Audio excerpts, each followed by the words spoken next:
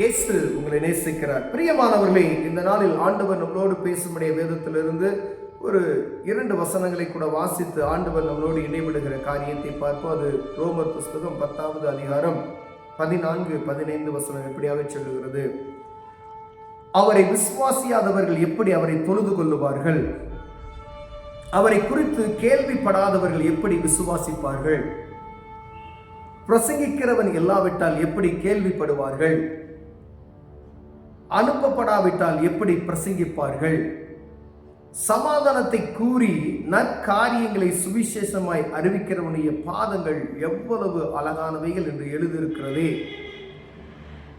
பிரியமானவர்களே, அவரை விசுவாசியாதவர்கள் அவரை எப்படி தொழுது கொள்வார்கள்? இயேசுவே இரட்சகர் என்று விசுவாசியாதவர்கள் எப்படி அவரை தொழுது கொள்ள முடியும்? அவரை கேள்விப்படாதவர்கள் எப்படி விசுவாசிப்பார்கள்? இயேசுவே இரட்சகர் என்கின்ற இந்த சுவிசேஷத்தை அறிந்தவர்களாகிய நாம் அறிந்து கொண்ட இந்த அற்புதத்தை எனக்குள் அடக்கி வைத்திருக்கிறேனா, இல்ல இதை பகிர்ந்து கொடுக்கிறவனாய் நான் காணப்படுகிறேனா? ஆண்டவர் இடைவிடுகிற ஒரு வார்த்தை எப்படின்னா, நான் ரட்சிக்கப்பட்டுட்டேன், எப்படியோ ஏதோ ஒரு வழியில ஒரு பலவீனமா இருந்தேன், யாரோ வந்து ஜெபம் பண்ணாங்க, எனக்காண்டி இயேசுவை அறிந்து கொண்டேன். நான் கடன் பாரத்தில் இருந்தேன், யாரோ வந்து எனக்காக பிரேயர் பண்ணாங்க, அதிலிருந்து மீட்டுக் கொள்ளப்பட்டேன், இயேசுவை அறிந்து கொண்டேன். ஏதாவது ஒரு சிக்கல்ல இருப்போம், அப்பதான் வந்து யாராவது நமக்கு ஒரு ஜெபம் பண்ண வராங்க, பார்த்தீங்களா? அப்படிதான் ஒவ்வொருவரும் நம்ம அறிந்து கொள்கிறோம். வேதம் சொல்லுகிறது, அவரை விசுவாசியாதவர்கள் அவர் எப்படி தொழுது கொள்வார்கள்? இந்த விசுவாசம், ஒரே இரட்சகர் என்ற அந்த விசுவாசம் வரணும். ஏதோ ஒரு நமக்கு ஏற்பட்ட பலவீனத்தின் நிமித்தமாய், துக்கத்தின் நிமித்தமாய், பாடுகளின் நிமித்தம் அவரை அறிந்து கொண்டு நாம் அவரை என்ன செய்யறோம்? விசுவாசித்து விட்டோம், அவரை தொழுது கொள்கிறோம். ஆனா விசுவாசியாதவர்கள் எப்படி அவரை தொழுது கொள்ள முடியும்? அதுக்கு ஆண்டவர் சொல்கிறார் பாருங்க, பிரசங்கிக்கிறவன் இல்லாவிட்டால் எப்படி கேள்விப்படுவார்கள்? நீங்கள் புறப்பட்டு போய் சகல ஜனங்களுக்கும் சுவிசேஷத்தை அறிவித்து பிதா, குமாரன், பரிசுத்த ஆவியான நாமத்தினால நீங்கள் ஞானஸ்தானம் கொடுத்து அவர்களை சீசராக்குங்கள் சொல்லியிருக்கார். சுவிசேஷத்தை சொல்லி ஞானஸ்தானத்தை கொடுத்து அவர்களை சீசராக்குங்கள் தான் சொல்லியிருக்கிறார். அப்ப ஆண்டவர் நமக்கு கொடுத்திருக்கிற அந்த வார்த்தை, இப்ப நம்ம ஆண்டவரை நம்ம அறிந்திருக்கிறோம். ஆண்டவரை அறிந்து கொண்டு அதை அப்படியே வைத்துக் கொண்டோம். அதாவது தாளந்தை புதைத்து போடுகிறவன் சபிக்கப்பட்டவன். ஒரு தாளந்து இருக்கு, அந்த தாளந்தை பயன்படுத்தலன்னா அது என்ன செய்யும்? வெட்டியா போகும். அந்த ஒரு பணம், 2 பணம், 3 பணம் அப்படி சொல்ல பார்த்தீங்களா? ஒரு பணம் வாங்கினவன் என்ன செஞ்சான்? குழியை தோண்டி புதைச்சி வச்சுட்டான். ஆண்டவர் சொல்றார், அவனை அழுகையும் பற்கடிப்பும் உள்ள இடத்துல அவனை தூக்கி போடு அப்படின்னு சொன்னார். 2 பணம் வாங்கினவனுக்கு அவனுக்கு ரெட்டிப்பான ஆசீர்வாதத்தை கட்டளையிடுகிறார். அதே 5 வாங்கினவனுக்கு அதே போல ஆசீர்வாதத்தை கொடுக்கப்படுகிறது. நாம் வேதத்தில் வாசிக்கிறோம். பிரியமானவர்களே, உங்களுக்கு ஏதோ ஒரு காரியத்தின் நிமித்தம் ஆண்டவர் ஒரு அற்புதம் செய்திருப்பார். இந்த அற்புதத்தை நீங்கள் பிறருக்கு சொல்வது நிமித்தம் அவர்கள் விசுவாசத்துக்குள் மாறுவார்கள். எனக்கு ஒரு அற்புதம் ஆண்டவர் செஞ்சார்.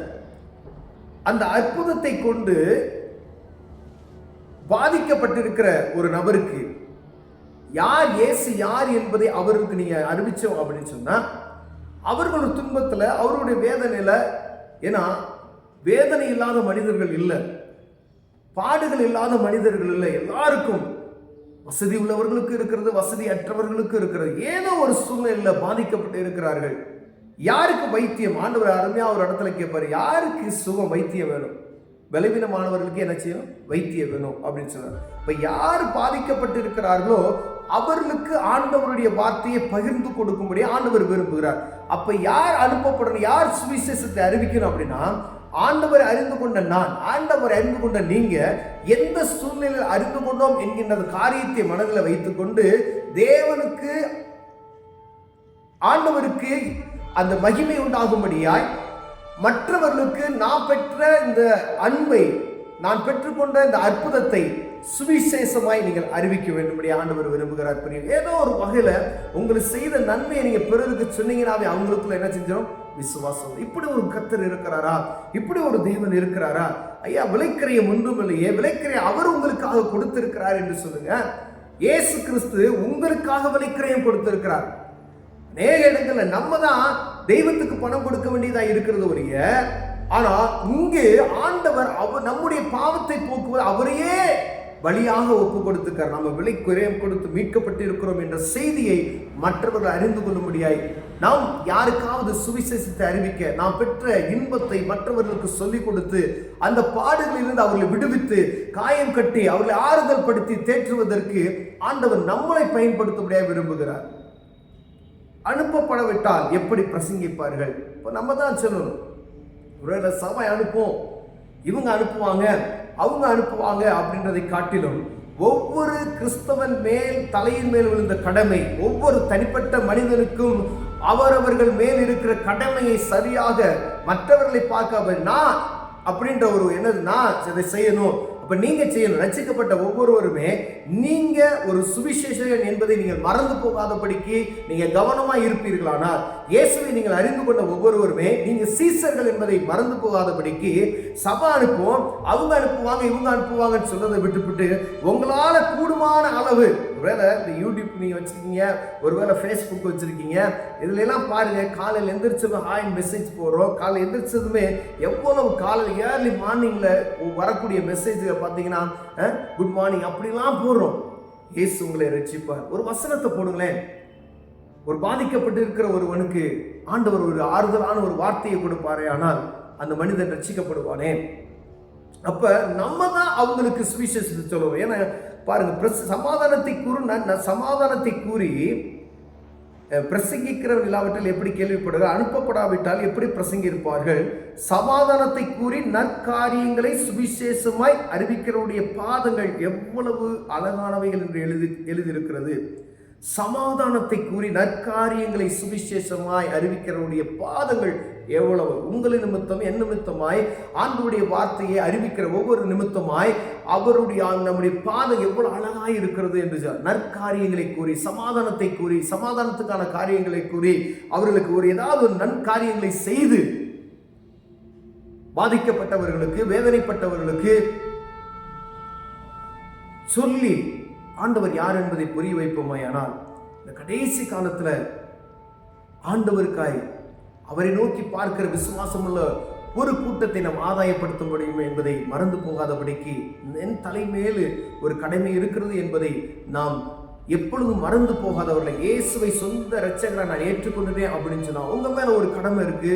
அது கிறிஸ்துவின் நாமத்தை பிரதிபலிக்கிறது, கிறிஸ்துவின் நாமத்தை அறிவிக்கிறது. நீங்க மற்றவர்களுக்கு எப்படியாவது இந்த நீங்க பெற்றுக்கொண்ட அன்பை அவர்களுக்கு சொல்லி, அவர்களும் அந்த ஆண்டவருடைய அன்பையும் ஆண்டவர்கிட்ட பெற்றுக்கொள்ளக்கூடிய அற்புதத்தை அவர்களும் பெற்றுக்கொண்டால் எவ்வளவு பாக்கியமுள்ளதா இருக்கும். இது பகிர்ந்து கொடுக்கிறது. ஏதோ ஒரு புதையல் கிடைத்தது, அது புதையல் எடுத்து நான் மாத்திரம் வச்சு அபகரித்துக் கொள்ளுகிற காரியம் அல்ல, அது உலக பிரகமான காரியம். ஒரு கீழே இருந்து ஒரு பணத்தை நம்ம எடுக்கிறோம், மொத்தமா இவ்வளவு காசு வந்துருச்சு, அதை என்ன செஞ்சிடும் அப்படின்னா அப்படியே நம்ம வச்சுக்கிட்டோம், யாரோ வச்சுட்டு போயிட்டாங்க, அது உலகப்பிரகமான காரியம். உலகப்புறமான காரியத்துல கூட ஒரு மனிதன் பார்த்தீங்கன்னா, கடந்த நாள் ஒரு ஆட்டோல ஒரு எவ்வளவு பணத்தை வச்சுட்டு போயிட்டாங்களாம். கொஞ்ச நேரத்தில் அந்த மனிதனை தேடி கொண்டு போய் அந்த பணத்தை கொடுத்ததும் அவங்க அவ்வளோ அவங்க பரிதவிக்கு நின்று இருந்தாங்களாம். யூடியூப்ல ஒரு செய்தி வந்தது. அப்ப அந்த மனிதன் அந்த பணத்தை கொடுத்ததுமே அவங்களுக்கு அவ்வளோ இருதயத்தில் ஒரு சந்தோஷம் உண்டாச்சான். பாருங்க, உலகப்புறமான மனிதன் ஒரு காரியத்தை, அந்த காரியத்தை நன்மையான ஒரு காரியத்தை செய்யும்போது அவர்களுக்கு ஒரு சந்தோஷம். அப்பா, பூமியில் இப்படியும் மனிதர்கள் இருக்கிறார்களா அப்படின்னா. உலகப்பிரமான மனிதனே இப்படி ஒரு காரியத்தை செய்யும் பொழுது வானத்தை பூமி அறிந்திருக்கிற சர்வ வல்லமையுடைய தேவனை அறிந்திருக்கிற நீங்களும் நானும் என்ன செய்து கொண்டிருக்கிறோம் என்பதை பார்க்கும்படி ஆண்டவர் உங்களோடு என்னோடு பேசுகிறார். பிரியமானவர்களே, கண்களை மூடுவோம், ஜெபம் செய்வோம். அன்பின் தகப்பனே, பிரசங்கிக்கிறவன் இல்லாவிட்டால் எப்படி விசுவாசிப்பார்கள் என்ற வார்த்தையை எங்கள் நிமித்தமாய் ஆண்டவரை அதை முடிவுக்கு கொண்டு வருவீராக. நாங்க பிரசங்கிக்கிறதுக்கு எங்களுக்கு உதவி செய்யுங்க ஆண்டவரை. முதல் நாங்க சரியா இருப்பதற்கு உதவி செய்யுங்க. நாங்க பெற்றுக்கொண்ட ஆசீர்வாதத்தை பிறருக்கு சொல்ல எங்களுக்கு உதவி செய்யுங்க. இயேசுவின் நாமத்தில் பிதாவே, ஆமென்.